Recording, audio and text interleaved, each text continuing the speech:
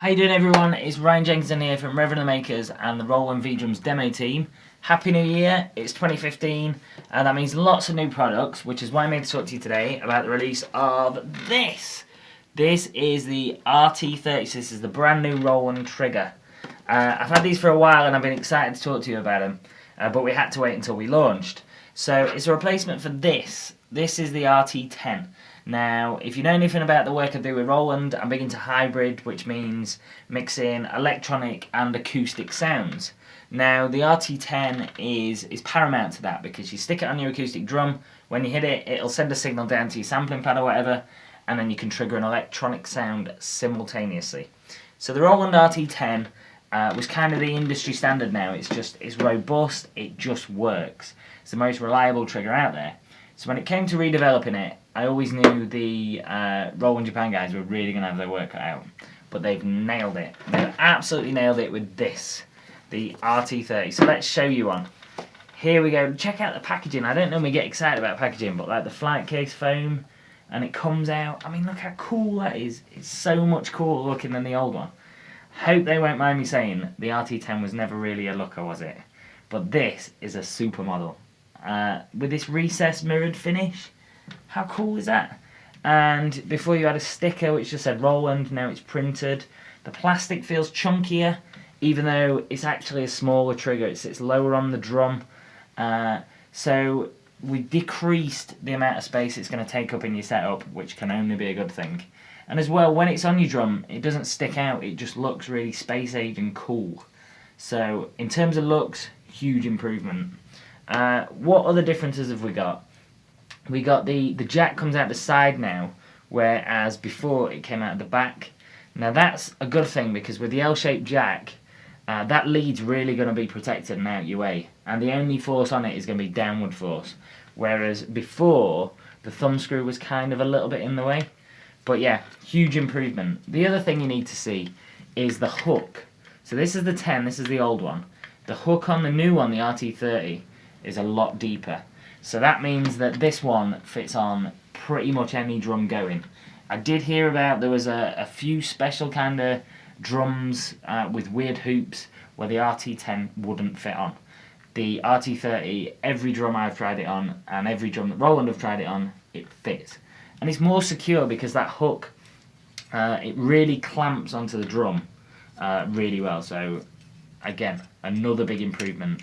The thumb screw feels really, it feels sturdier than the other one. So again, all these things are designed to keep that trigger on your drum.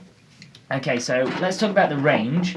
We've got single and dual for the RT-30. Before, with the 10, they had tom and snare.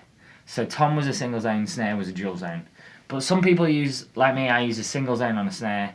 And if I do use a dual zone, it's on a tom. So that never really made sense. So that's why now it's just simple. H for head, HR for head and rim. So that means that's just got a single zone trigger to measure when you hit the drum. This one will measure whether you hit the rim of the drum or the head. So you can assign two completely different samples to it. That's clever. To put the RT-30 on the drum then, you just lower it over the rim of your drum and then tighten up the thumb screw, and straight away it feels so secure, a lot more so than the RT-10. And before it used to have a mechanism where you could move the cone up and down. Now you can actually move the trigger itself up and down to make sure that the cone's not squashed and that it's got a nice snug fit. But it's not going anywhere, that it really is secure, which is important because in a gig you don't want the trigger falling off. I'm going to go ahead and put the RT-10, the old model, next to it so that you can see the difference between the two. It looks a lot chunkier, the 10 now, when you put it next to the 30. So they have reduced the profile it takes on your drum. It looks a lot better. What we do once we've collapsed it on, we take the L-shaped jack and we just plug that straight into the side of the RT-30 and the lead's out the way, it's out of harm's way. And you plug the other end into the SPD-SX and then we're ready to trigger. Before we do that, I'm going to show you the RT-30K. Now this is the kick drum version. Boom, look at that. it's a serious bit of kit. I told you the RT-30 is smaller than the RT-10, but the kick drum version, it doesn't look smaller, and that's a good thing, because let's face it, a kick drum is basically just something you're going to whack with your foot. And this is just so chunky, it's a serious bit of engineering, that's not going anywhere, it's not going to fall off your kick drum, which has been known to happen from time to time with the old version. So before it just had a thumb screw which attached to that, which went onto your hoop. Now it's got this big like Lego block which will press all this force across a larger area, so it'll mean that it's a lot more secure, it's not going anywhere, and it's also not going to damage your drum, because I've got a very expensive kick drum and I wouldn't put a trigger on it if I thought it was going to damage it. When it comes to putting it on your drum, same sort of thing, you just lower it over the hoop and then tighten up the thumb screw, then it'll attach itself and straight away it's very secure. Now my touring rig's not with me at the minute, that's away, so we're here in my home studio and I've got this little Sona jungle kit, so it's a 16-inch kick drum. But that's cool because it shows you that the hoop on this is a lot smaller than the hoop on a 20 or a 22 or just a normal size kick drum. But still, this trigger is so versatile, it still attaches to this tiny little hoop and it's super secure.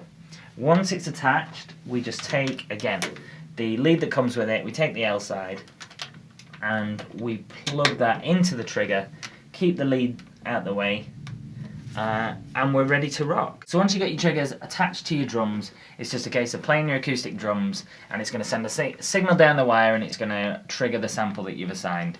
I've assembled 3 different conga sounds.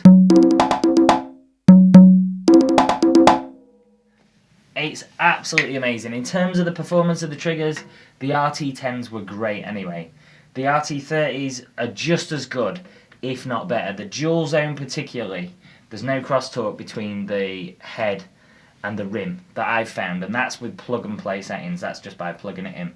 So I'm really impressed with the performance of the triggers, as well as the looks and the design improvements. So the RT-30s are a big hit for me, so well done Roland Japan.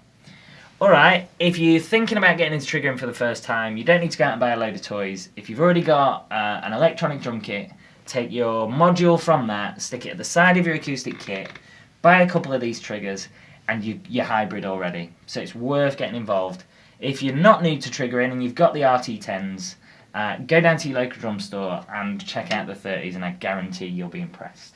Alright, thanks a lot for sticking with me today. Until next time, keep rocking.